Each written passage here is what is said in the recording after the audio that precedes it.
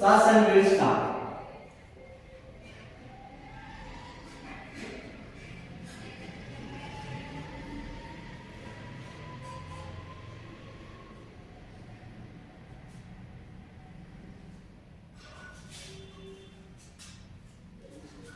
अर्थात सुधारों का दौर।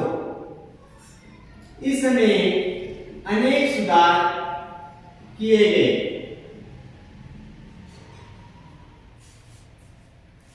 कौशल शासन के सामने अनेक समस्याएं थी, परंतु कुछ काम ऐसे थे जिनकी तरफ तुरंत ध्यान देना अत्यंत आवश्यक था। वे थे एक नए संविधान का निर्माण, आंतरिक शांति और व्यवस्था में सुधार और फ्रांस के शत्रुओं के विरुद्ध युद्ध को जारी रखना, शत्रु संघ को छिन्न भिन्न करना। जो आवश्यक काम थे उसमें नए संविधान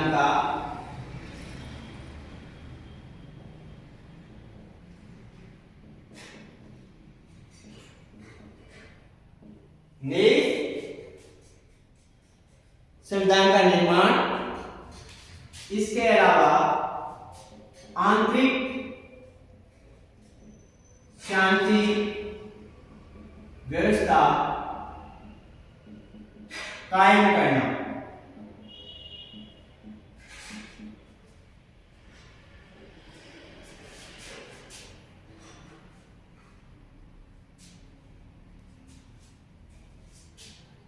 फ्रांस के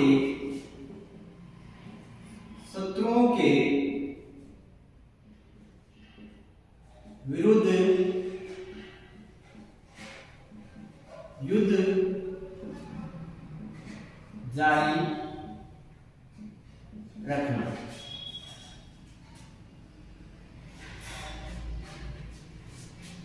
इसके अलावा शत्रु संघ को छिन्न भिन्न करना।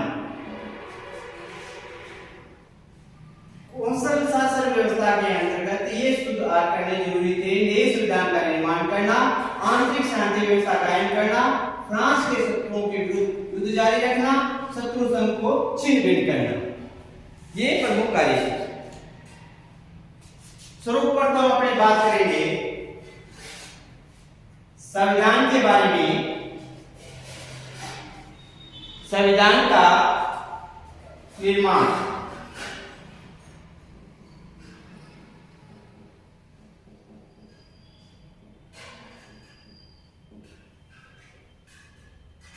संविधान का निर्माण नेपोलियन ने सत्ता प्राप्त करने के बाद 1 माह के भीतर ही नया संविधान बनाकर उसे लागू कर दिया। 1 माह के भीतर ही उसने एक नया संविधान का निर्माण करके उसे लागू कर दिया। क्रांति के बाद यह चौथा संविधान था। इसके निर्माण में नेपोलियन का सर्वाधिक योगदान था। संविधान का निर्माण इस ढंग से किया गया कि शासन के सर्वोच्च अधिकार नेपोलियन को प्राप्त हो जाए। सर्वोच्च अधिकार थे वो नेपोलियन को प्राप्त हो जाए।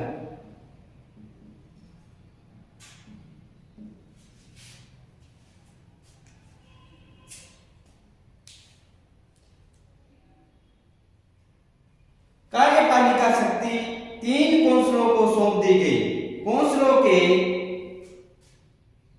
कार्य अवधि 10 साल तय की गई। कौंसलों का निर्वाचन सीनेट नामक संस्था को सौंपा गया, परंतु शुरू के तीनों कौंसलों के नाम पहले से ही संविधान में रख दिए गए थे।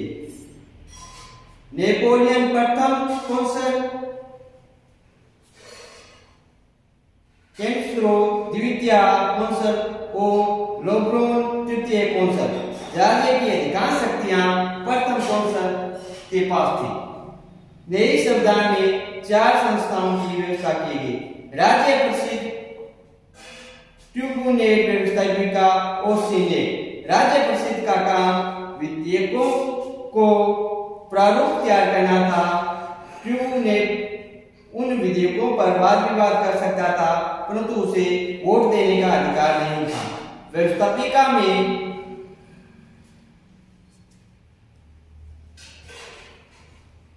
300 सदस्यों का प्रावधान था। व्यवस्थापिका अपने सम्मुख रखे जाने वाले विधेयकों पर वोट दे सकती थी, परंतु उसे विधेयकों पर विवाद करने का अधिकार नहीं था।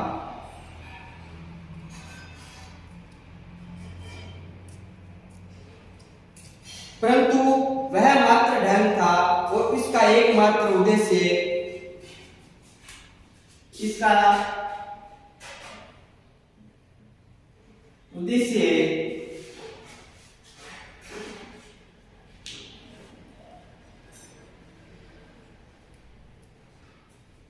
जनप्रभुत्व को जीवित रखना।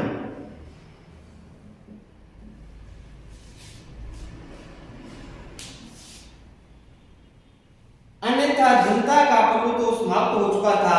नेपोलियन फ्रांस का प्रभु बन चुका था।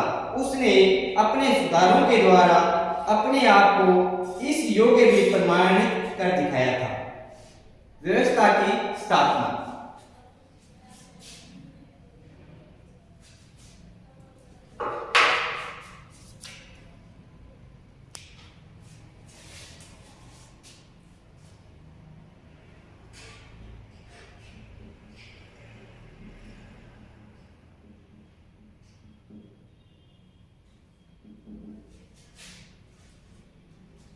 पिछले कई वर्षों से क्रांति और विदेशी युद्धों के परिणाम स्वरूप फ्रांस का राष्ट्रीय जीवन अस्त व्यस्त हो गया था। देश में शांति और सुव्यवस्था का अभाव था। पुरानी व्यवस्था का अंत हो गया था, परंतु उसके स्थान पर नई व्यवस्था भली भांति जम नहीं पाई थी। अतः नेपोलियन का प्रथम कार्य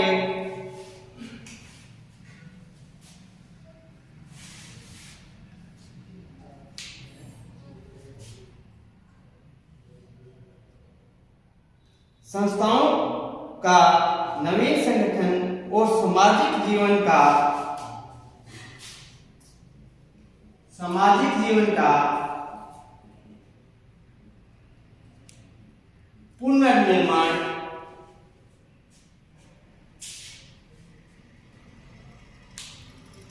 था। इसके लिए नेपोलियन ने क्रांति की भावना एवं सिद्धांतों का उपयोग किया। उसके सुधारों का ध्येय सामाजिक समानता स्थापित करना था।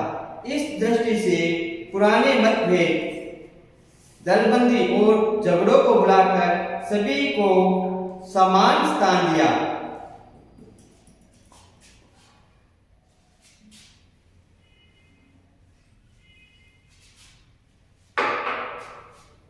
प्रशासनिक सुधार।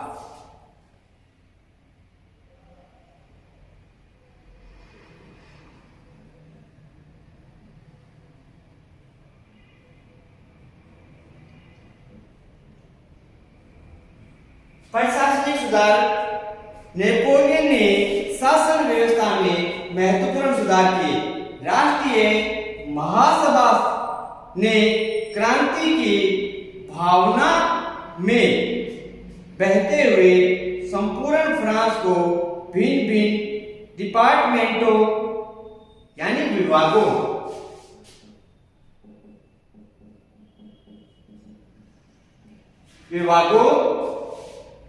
में विभाजित कर दिया था। प्रत्येक विभाग का अधिकारी वहां की जनता द्वारा निर्वाचित किया जाता था। प्रत्येक जो विभाग के उसका जो अधिकारी होता था वह जनता द्वारा ही निर्वाचित होता था। वे जनता के प्रति उत्तरदायी होता था। डायरेक्टरों के शासनकाल में इस प्रथा को समाप्त कर दिया गया और सरकारी अधिकारियों की नियुक्ति की जाने लगी। नेपोलियन ने इसे ठोस कर दिया। उसने संपूर्ण फ्रांस को जिलों में बांट दिया।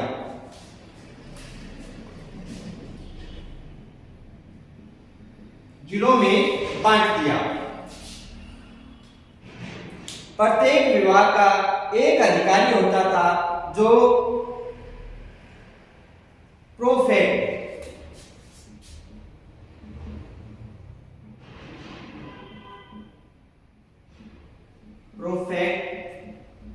कहलाता था।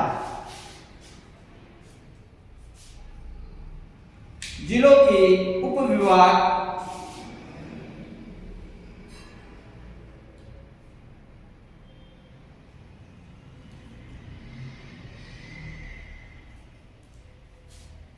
जिलों को उपविभागों में विभाजित किया गया।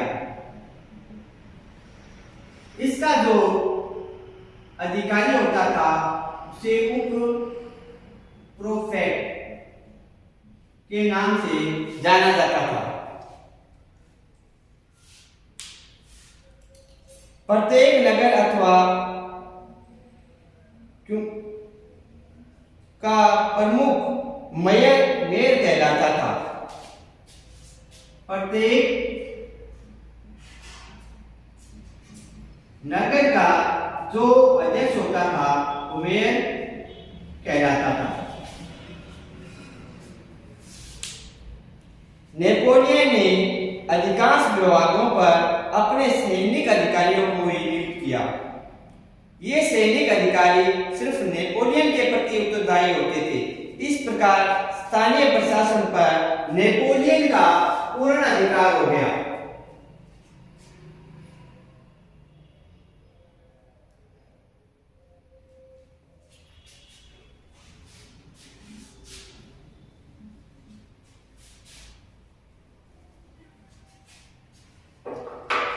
अब बात करेंगे आर्थिक सुधार।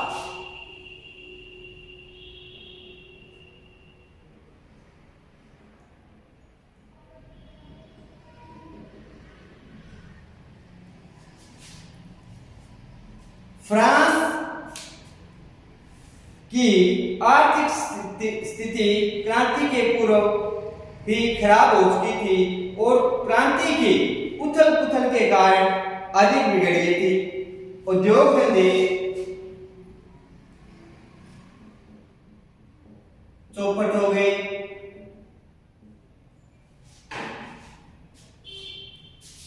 राज्य के कर नियमित रूप से वसूल नहीं हो पा रहे थे। राज्य के जो कर थे वो नियमित रूप से वसूल नहीं हो पा रहे थे, जिससे राज्य की आय में भारी कमी आ गई। नेपोलियन ने आर्थिक दशा को सुधारने का प्रयास किया। सर्वप्रथम उसने सरकारी कर पद्धति में परिवर्तन किया।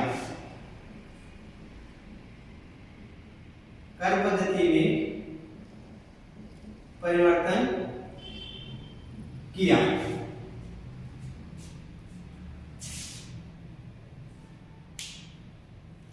अब तक करों की वसूली स्थानीय संस्थाओं द्वारा की जाती थी। नेपोलियन ने राजकीय करों की वसूली के लिए सरकारी कर्मचारी नियुक्त कर दिए। कर वसूली के लिए सरकारी कर्मचारी नियुक्त किए।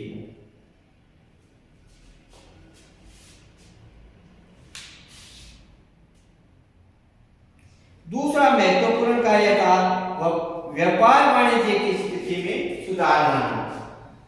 व्यापार वाणिज्य की स्थिति में सुधार लाना।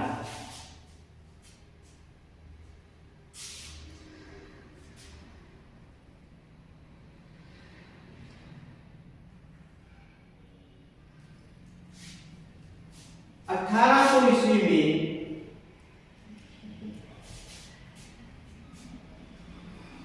बैंक ऑफ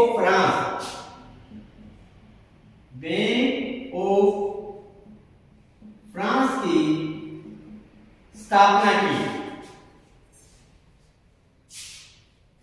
स्वर्ण तथा चांदी के सिक्कों का स्तर निर्धारित किया गया। सोने और चांदी के जो सिक्के थे उनका स्तर निर्धारित किया गया।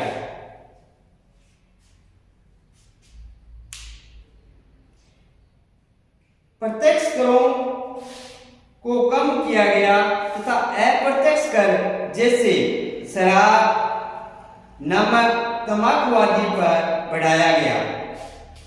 शराब, नमक, तंबाकू पर करों में बढ़ोतरी की गई।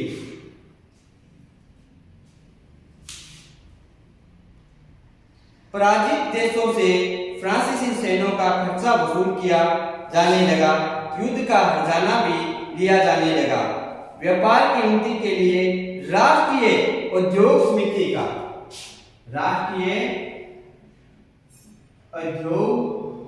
समिति का गठन किया गया।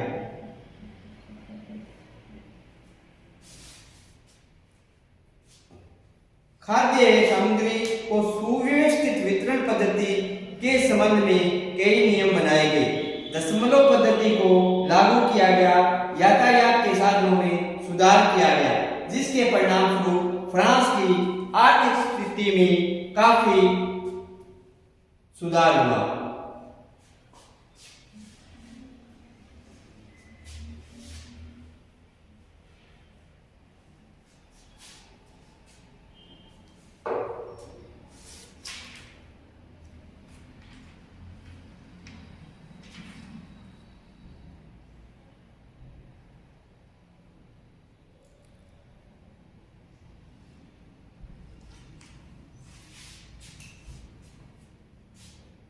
पोप के साथ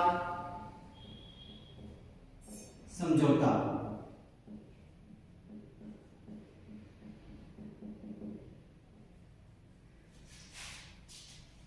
यद्यपि धर्म के क्षेत्र में नेपोलियन स्वयं तटस्थ था, परंतु सार्वजनिक जीवन में वह धर्म को महत्व को समझता था और इसका प्रयोग अपने राजनीतिक व्यवस्था को मजबूत करने में करना चाहता था। फ्रांस के अधिकांश निवासी रोमन के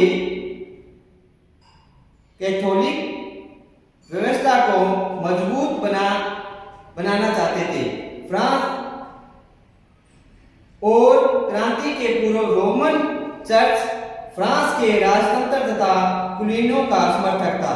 क्रांति के समय में चर्च की संपत्ति तथा भूमि को जब्त कर लिया गया और पादरियों को विशेषाधिकार भी समाप्त कर दिए गए। पादरियों को सरकारी कोष से वेतन देने की व्यवस्था की गई तथा उन्हें पादरियों के श्रद्धान के प्रति शपथ लेने के लिए भी विवश किया गया। अधिकांश पादरियों ने शपथ लेने से इनकार कर दिया। फ्रांस के कुछ क्षेत्रों में पादरियों के नेतृत्व में हजारों किसानों ने सरकार के विरुद्ध हथियार उठा लिए थे। काफी रक्तपात के बाद भी समस्या का सही समाधान नहीं हो पाया था। नेपोलियन ने कैथोलिकों का विश्वास जीतने का निश्चय किया। इसमें उसका उद्देश्य शुद्ध रूप से राजनीतिक था। वह राजतंत्र के समर्थकों और पादरियों के गठबंधन को समाप्त करना चाहता था ताकि उसकी स्वयं की सत्ता सुदृढ़ हो जाए। वह कैथोलिकों को सभी स्वतंत्रता देने को तैयार था, बशर्ते कि वे क्रांति द्वारा स्थापित व्यवस्था का विरोध करना छोड़ दे। स्वयं नेपोलियन को धर्म के प्रति अधिक अनुराग था। वह कहा करता था, मैं मिस्र में मुसलमान हूँ और फ्रांस में कैथोलिक। वह अन्य लोगों पर भी किसी धर्म विशेष को लादना नहीं चाहता था। इसलिए उसने एक समझदार राजनीतिक को हैसियत से पोप के साथ समझौता करने का निश्चय किया। इस समझौते से क्रांतिकाल में पारित बहुत से धर्म विरोधी नियम समाप्त हो गए और चर्च तथा राज्य के मध्य निश्चित संबंध कायम हो गए, जो एक लंबी अवधि तक कायम रहे।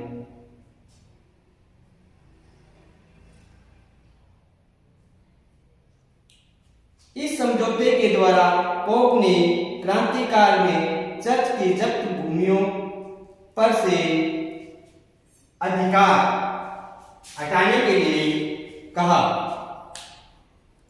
पाद्रियों के नाम प्रस्तुत करने का अधिकार सरकार को दिया गया, परंतु उसकी नियुक्ति का अधिकार पोप को सौंपा गया। पाद्रियों का वेतन राज्य कोष से देने की व्यवस्था जारी रखी गई। पाद्रियों को फ्रांस के संविधान के प्रति भक्ति की शपथ लेने की व्यवस्था रखी गई। निर्वासित पाद्रियों को जो क्रांति के समय फ्रांस छोड़कर भाग गए थे, उन्हें फ्रांस वापस लौटने की अनुमति मिल गई। प्रत्येक व्यक्ति को धार्मिक स्वतंत्रता प्रदान की गई। क्रांति के कैलेंडर को भी स्थगित कर दिया गया तथा प्राचीन अवकाश के दिन पुनः प्रचलित हो गए। केवल 14 जुलाई तथा 22 सितंबर प्रजातंत्र की स्थापना के दिवसों पर अवकाश रखा गया। क्रांति को शेष सभी छुट्टियों को बंद कर दिया गया।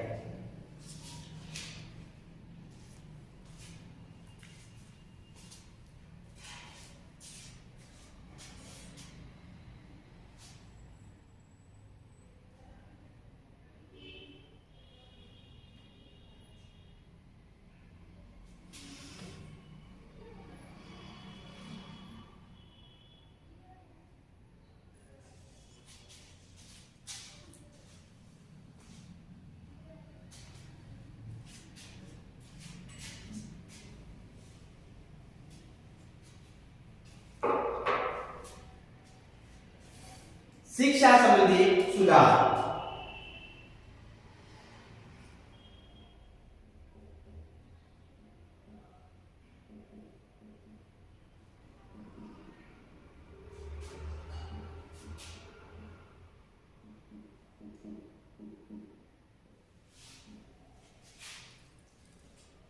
नेपोलियन ने देश में शिक्षा के प्रसार के लिए विशेष रूप से प्रयत्न किए। उसने शिक्षा के कार्यों को 3 भागों में विभाजित किया। 3 भागों में विभाजित किया गया।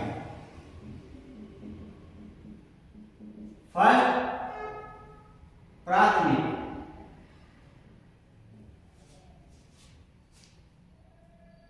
प्रारंभिक,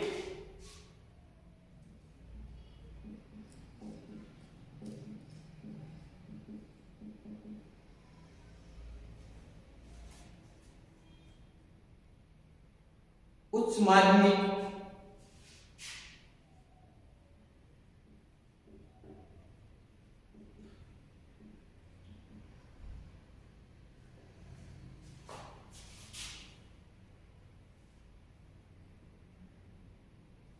विश्वविद्यालय।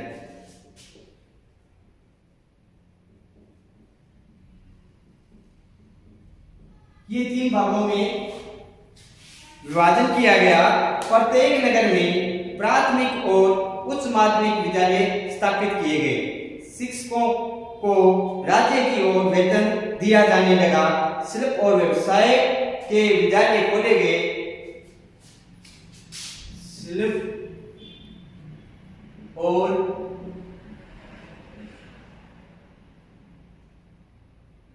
व्यवसाय के विद्यालय भी खोले गए। पेरिस विश्वविद्यालय का पुनर्गठन किया गया। इस विश्वविद्यालय के प्रमुख अधिकारियों तथा प्रोफेसरों की नियुक्ति नेपोलियन खुद करता था। देश के सभी उच्च विद्यालयों को इस विश्वविद्यालय के साथ संबंधित किया गया। नेपोलियन ने निर्धन तथा योग्य छात्रों के लिए छात्रवृत्तियों की व्यवस्था की और तथा शेष कार्यों के लिए एक पृथक संस्थान की भी नियुक्ति की।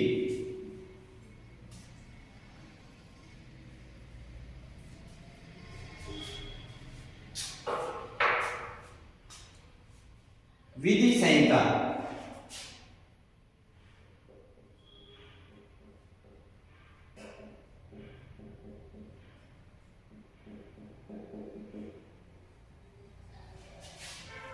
नेपोलियन का सबसे महत्वपूर्ण उसका नियम संग्रह अथवा विधि संहिता है।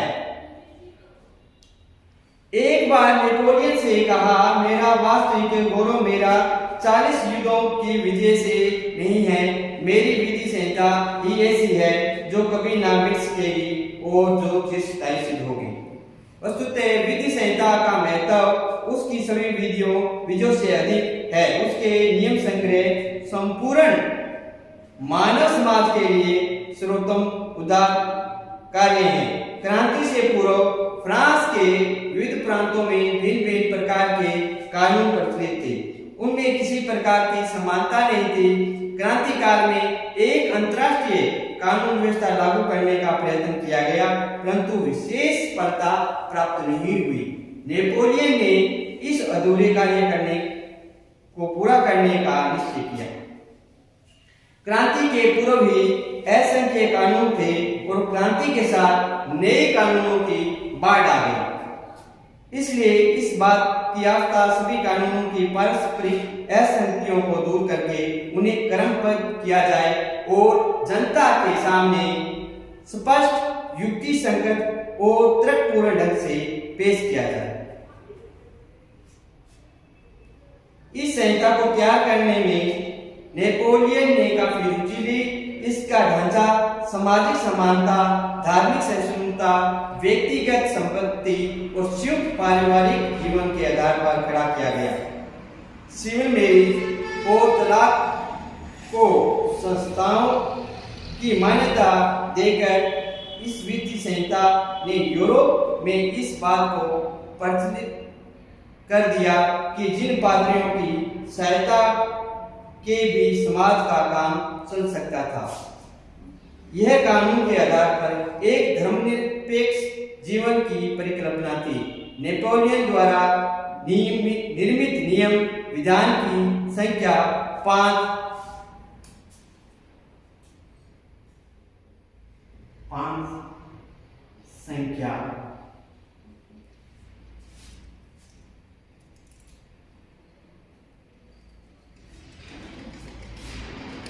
संख्या थी, जो कि निम्न प्रकार से फर्स्ट है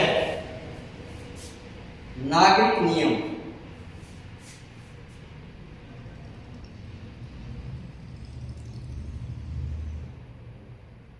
नागरिक नियम, सिविल कोड, जायदाद संबंधी नियम,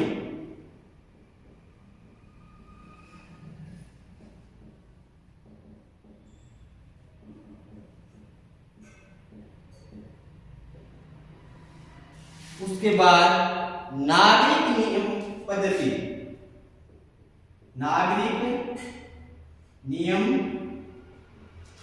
पद्धति,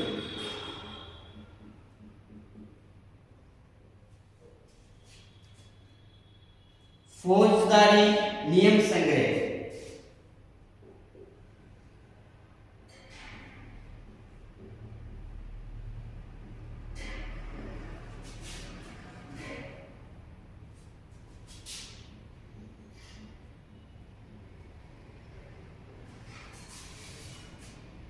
व्यापारिक नियम संग्रह, व्यापारिक नियम संग्रह।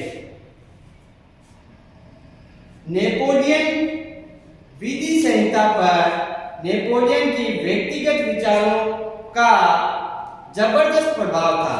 वह पारिवारिक अनुशासन को बहुत महत्व देता था।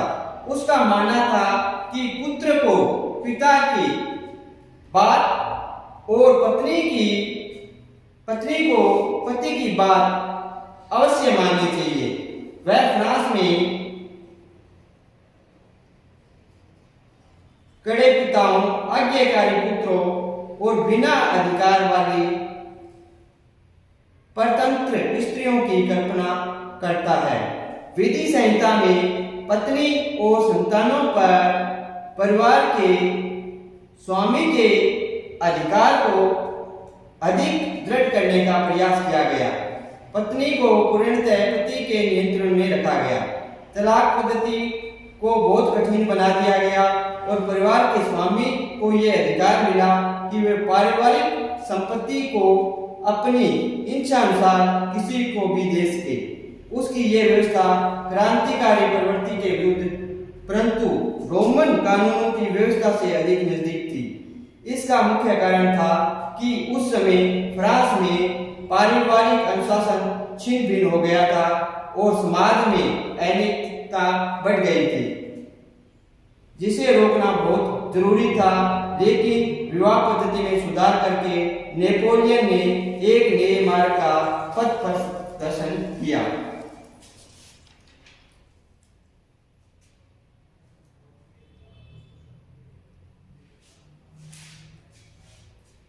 विदेश नीति।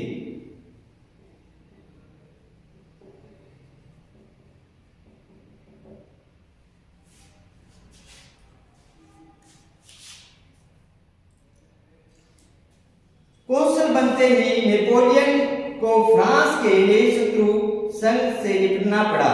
इसमें इंग्लैंड, ऑस्ट्रिया,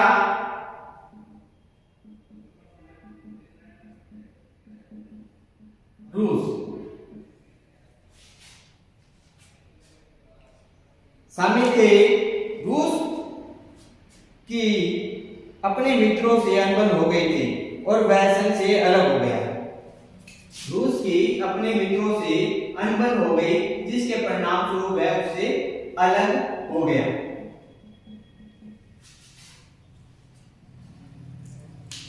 इस समय ऑस्ट्रिया की एक सेना राइन के किनारे पर स्थित थी और दूसरी इटली में हुआ यह था कि जब नेपोलियन मिस्र अभियान पर गया हुआ था तो उस समय ऑस्ट्रिया सेना ने फ्रांसीसी सेनापति को पराजित करके जिनेवा में शरण लेने पर विवश कर दिया।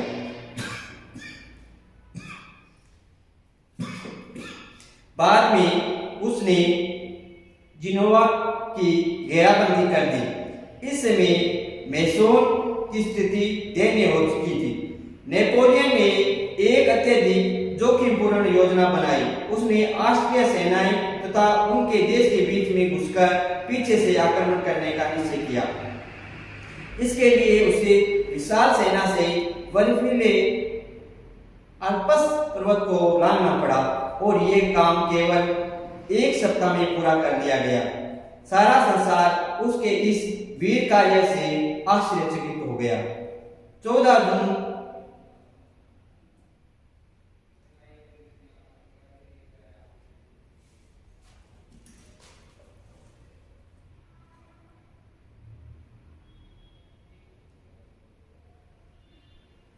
1800 के दिन उसने इटली स्थित ऑस्ट्रिया सेना को पराजित कर दिया। ऑस्ट्रिया सेना की युद्ध विराम संधि के लिए विवश होना पड़ा और मिस्यो तक का उत्तरी इटली का संपूर्ण भूभाग पर फ्रांस को सौंपना पड़ा।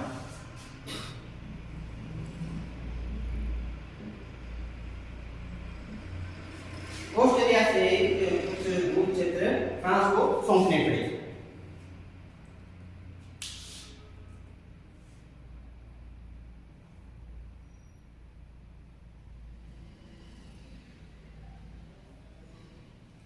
राइन के किनारे स्थित ऑस्ट्रिया सेना से निपटने के लिए नेपोलियन ने अपने एक वीर सेनानायक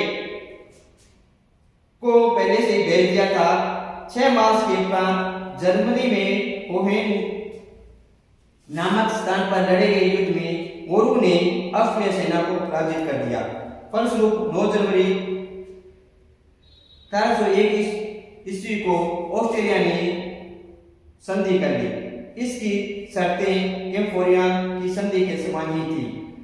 अब केवल ऑस्ट्रेलिया का पूर्णतः अधिकार फ्रांस का हो गया और अब सिर्फ इंग्लैंड बचा। अब केवल इंग्लैंड ही शेष रहा। उससे निपटना बहुत कठिन था। दोनों देश के मध्य लंबे समय तक संघर्ष चलता रहा और संघर्ष काल में इंग्लैंड ने फ्रांसीसी बेड़े को कई बार पराजित किया था। उसके मित्र राज्यों स्पेन, हॉलैंड आदि के कुछ उपनिवेशों को ही जीत पाया था। अंत में दोनों पक्षों ने थककर 1802 ईस्वी में संधि कर दी। संधि के अनुसार इंग्लैंड ने फ्रांसीसी गणतंत्र को मान्यता दे दी।